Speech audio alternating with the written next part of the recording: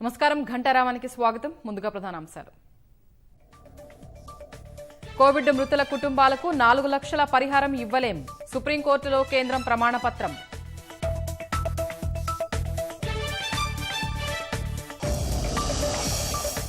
జంతుజాలంలోనూ ప్రబలుతున్న corona వేరియంట్లు ప్రపంచవ్యాప్తంగా వెలుగు చూస్తూ ఉండడంతో ఆందోళన.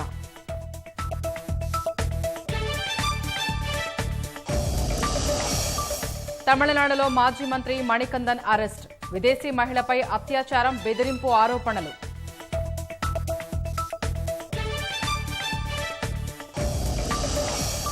మోసాల్లో సైబర్ నేరస్తుల మరో ఎత్తుగడ. సగం ధరకే డ్రై ఫ్రూట్స్ విక్రయిస్తామంటూ బురుడి.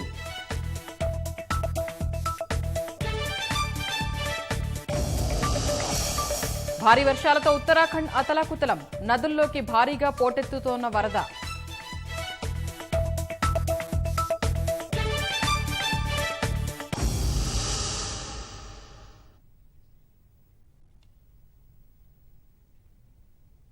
ఎగువ నుంచి నీటి ప్రవాహం కొనసాగుతూ ఉండడంతో కాళేశ్వరం బ్యారేజీల్లో ఎత్తిపోతల కొనసాగుతోంది. పెద్దపల్లి జిల్లా మంథని మండలం గుంజపడుగులోని సరస్వతి పంప్ హౌస్ నుంచి పార్వతీ బ్యారేజ్లోకి నీటిని తరలిస్తున్నారు. 4 రోజుల క్రితం సరస్వతి పంప్ హౌస్ లో 2 మోటార్ల ద్వారా నీటి ఎత్తిపోతలు ప్రారంభించి ప్రవాహం పెరిగే కొద్దీ విడతల వారీగా 3, 5 పంపుల ద్వారా నీటిని ఎత్తిపోశారు. ఇవాళ 7 మోటార్లకు పెంచి 14 పైపుల ద్వారా పార్వతీ బ్యారేజ్లోకి నీటిని తరలిస్తున్నారు. పార్వతీ బ్యారేజీ పూర్తి సామర్థ్యం 8.83 టీఎంసీలు కాగా ప్రస్తుతం 5.518 టీఎంసీల నీరు నిల్వ ఉంది.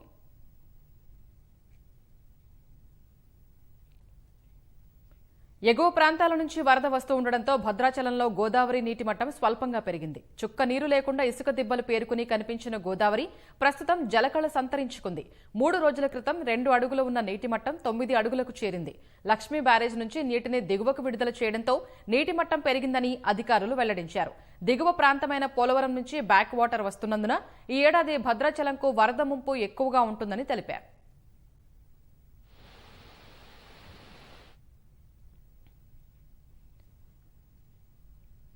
పెళ్లి పత్రికలో పేర్లు రాయలేదని జరిగిన ఘర్షణ కత్తిపోట్లకు దారితీసింది.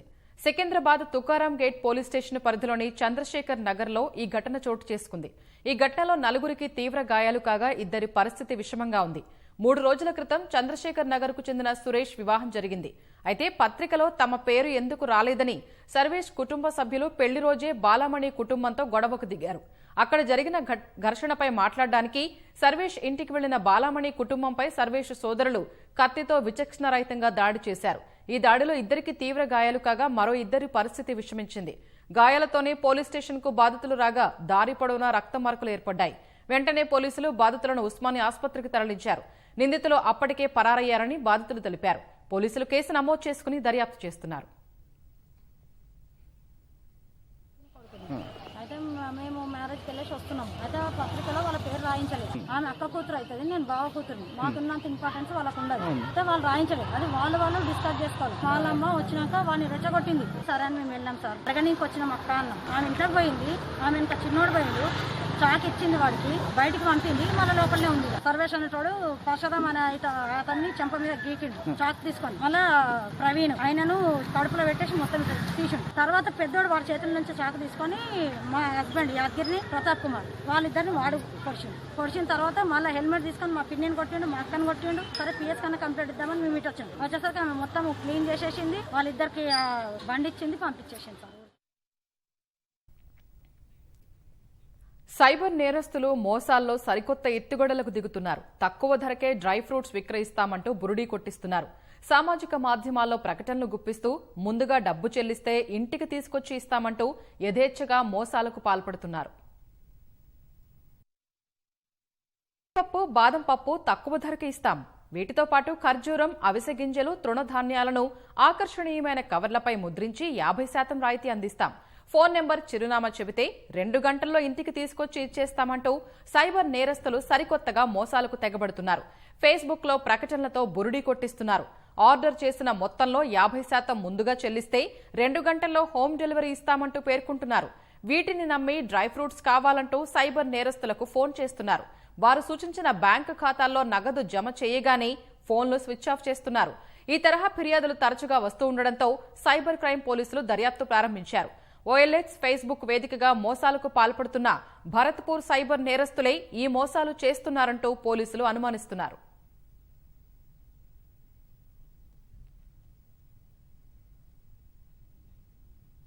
తమిళనాడు మాజీ మంత్రి ఏఐడిఎంకే నేత ఎం మణికందన్ను చెన్నై పోలీసులు అరెస్ట్ చేశారు. మలేషియాకు చెందిన ఓ మహిళపై అత్యాచారానికి పాల్పడడం సహా ఆమె గర్భస్రావానికి కారణమయ్యారన్న ఆరోపణలపై అరెస్ట్ చేశారు. వీటితో పాటు సదరు మహిళను మణికందన్ బెదిరించినట్లు ఆరోపణలు ఉన్నాయి. ఈ కేసులో మణికందన్ కు మద్రాసు హైకోర్టు ముందస్తు బెయిల్ మంజూరు చేయడానికి గతంలో నిరాకరించింది. దీంతో గత కొన్నాళ్లుగా అరెస్టు నుంచి తప్పించుకుంటున్న మణికందన్ను బెంగళూరులో అరెస్టు చేసినట్లు తమిళనాడు పోలీసులు తెలిపారు.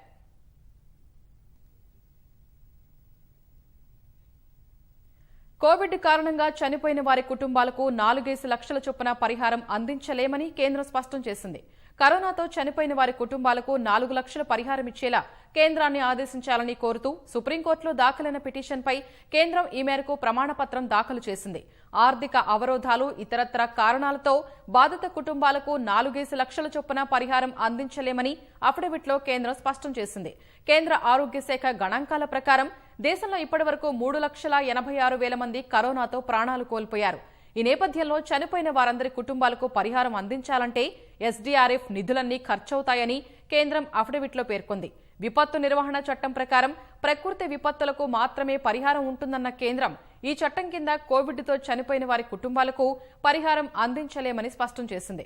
సాయం అవసరమైన వారి కోసం అనేక చర్యలు తీసుకున్నామని సుప్రీంకోర్టుకు తెలిపిన కేంద్రం రాష్ట్రాలు, కేంద్రపాలిత ప్రాంతాలు సైతం కోవిడ్పై పోరుకు భారీ మొత్తంలో ఖర్చు చేసినట్లు పేర్కొంది. మొత్తం ఎస్డీఆర్ఎఫ్ నిధులు కోవిడ్తో చనిపోయిన వారి పరిహారానికి ఖర్చయితే కోవిడ్-19 పై పోరుకు, అత్యవసర ఔషధాల కొనుగోళ్లకు, ఇతరత్రా ప్రకృతి విపత్తుల నిర్వహణకు నిధుల కొరత తలెత్తుతుందని అఫిడవిట్లో స్పష్టం చేసింది.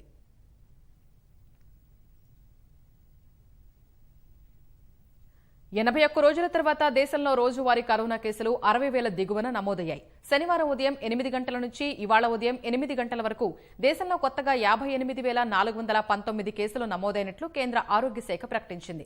ఫలితంగా ఇప్పటి వరకు దేశవ్యాప్తంగా నమోదైన మొత్తం కేసుల సంఖ్య 2,98,81,965కు చేరింది. కొత్తగా 1,576 మంది కరోనా కాటుకు బలికాగా దేశంలో ఇప్పటి వరకు 3,86,713 మరణాలు సంభవించాయి.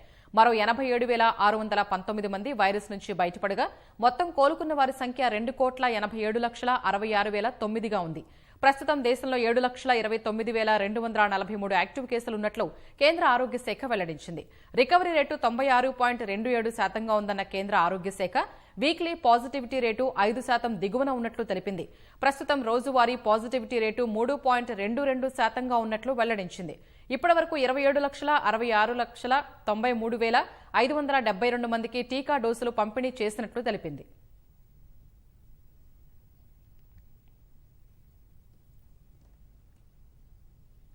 ప్రపంచవ్యాప్తంగా ప్రజలను భయకంపితులను చేస్తున్న ప్రాణాంతక కరోనా వైరస్ ఇప్పుడు మరో భయాన్ని రేపుతోంది.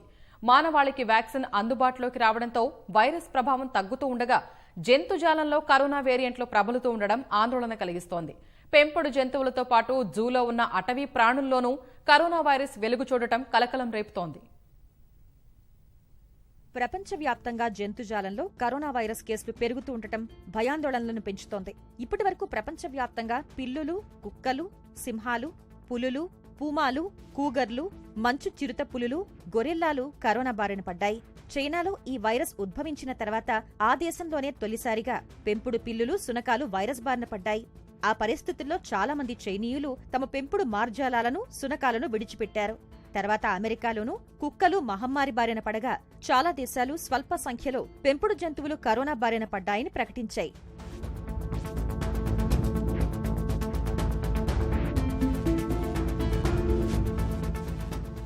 పెంపుడు జంతువులే కాదు, జంతు ప్రదర్శనశాలలోని వన్యప్రాణులు కోవిడ్ బారిన పడ్డం ఆందోళన కలిగిస్తోంది. అమెరికాలో కరోనా ఉధృతి తీవ్రంగా ఉన్న సమయంలో న్యూయార్క్లో ఉన్న బ్రాంక్స్ జూలో ఓ పులికి కరోనా వైరస్ సోకింది. అమెరికాలో ఓ జంతువు కోవిడ్ బారిన పడ్డ కేసుల్లో ఇదే మొదటిదని అధికారులు తెలిపారు. తర్వాత కాలిఫోర్నియాలోని శాండియాగో జూలో 8 గొరిల్లాలకు కోవిడ్ పాజిటివ్ గా తేలింది. ఈ 2 కేసుల్లోనూ జూ కీపర్గా పనిచేస్తున్న వ్యక్తుల నుంచే జంతువులకు వైరస్ సోకినట్లు గుర్తించారు. స్వల్ప లక్షణాలతో ఆ జంతువులు కోలుకున్నాయి. మింక్ జంతువుల్లో మాత్రం కోవిడ్ వ్యాధి తీవ్ర ప్రభావం చూపించింది. వీటిని చర్మం కోసం చాలా దేశాల్లోని ఫాముల్లో పెంచుతూ ఉంటారు. చాలా దేశాల్లో మింక్ ఫాముల్లో కరోనా కేసులు నమోదయ్యాయి. కరోనా బారిన పడిన మింకులు తీవ్ర అనారోగ్యానికి గురై మరణించడం వంటి ఘటనలు జరిగాయి. డెన్మార్క్లో కోవిడ్ వ్యాప్తిని అరికట్టేందుకు లక్షల సంఖ్యలో మింక్లను చంపేశారు. 2022 వరకు ఈ ఫామ్లను ఏర్పాటు చేయకుండా నిషేధం కూడా విధించారు.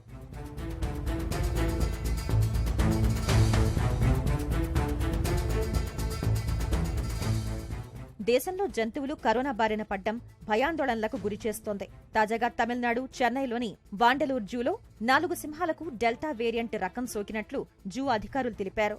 జూలోని 11 సింహాల నుంచి సేకరించిన నమూనాలను భోపాల్లోని National Institute of High Security Animal Diseases NIHSAD ప్రయోగశాలలో పరీక్షించారు. ఫలితాలను విశ్లేషించిన అనంతరం 9 సింహాలకు కరోనా సోకినట్లు వెల్లడైందని జూ అధికారులు తెలిపారు. వాటిలోని 4 సింహాల్లో డెల్టా రకం వైరస్ రకాన్ని గుర్తించినట్లు చెప్పారు. వాండలూర్ జూలో జూన్ 3న 9 సింహాలకు కోవిడ్ సోకినట్లు తేలగా ఇందులో ఓ సింహం మరణించింది. సింహాలకు మెరుగైన వైద్యం అందిస్తున్నట్లు జూ నిర్వాహకులు తెలిపారు. సింహాలకు కరోనా సోకిన తర్వాత కోయంబత్తూర్, నీలగిరి జిల్లాల్లో 2 శిబిరాల్లోని 56 ఏనుగులకు కూడా కరోనా నిర్ధారణ పరీక్షలు నిర్వహించారు.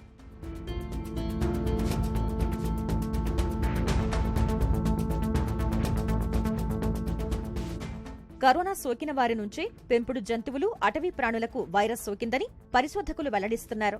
కరోనా సోకిన పెంపుడు పిల్లుల్లో వైరస్ ప్రభావం తీవ్రంగా ఉందని వారు అంచనా వేశారు. రోగుల నుంచి తుంపర్ల కారణంగానే పెంపుడు పిల్లులకు వైరస్ సోకిందని పరీక్షల్లో తేలిందని, అందుకని పెంపుడు జంతువులతో యజమానులు భౌతిక దూరం పాటించాలని పరిశోధకులు సూచించారు. కరోనా మహమ్మారి మూగజీవాలకు సోకుతుండటంపై జంతు ప్రేమికులు ఆందోళన చెందుతున్నారు.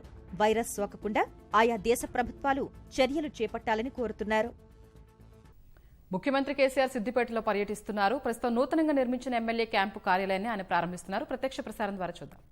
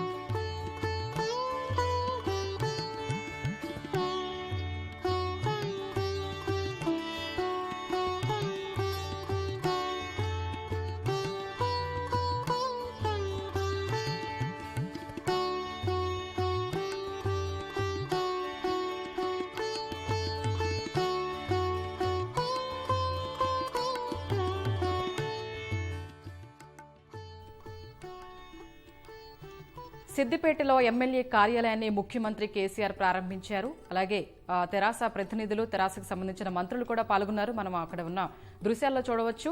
4 కోట్ల రూపాయలతో ఎకరం విస్తీర్ణంలో అత్యాధునిక సదుపాయాలతో ఎమ్మెల్యే కార్యాలయాన్ని నిర్మించారు. గ్రౌండ్ ఫ్లోర్లో ఎమ్మెల్యే కార్యాలయం, మొదటి అంతస్తులో నివాస సముదాయం ఉండేటట్లుగా G+1 భద్రతతో కూడిన G+1 సౌకర్యాలతో కూడిన అత్యాధునిక ఎమ్మెల్యే కార్యాలయాన్ని సిద్దిపేటలో ముఖ్యమంత్రి కేసీఆర్ ప్రారంభించారు.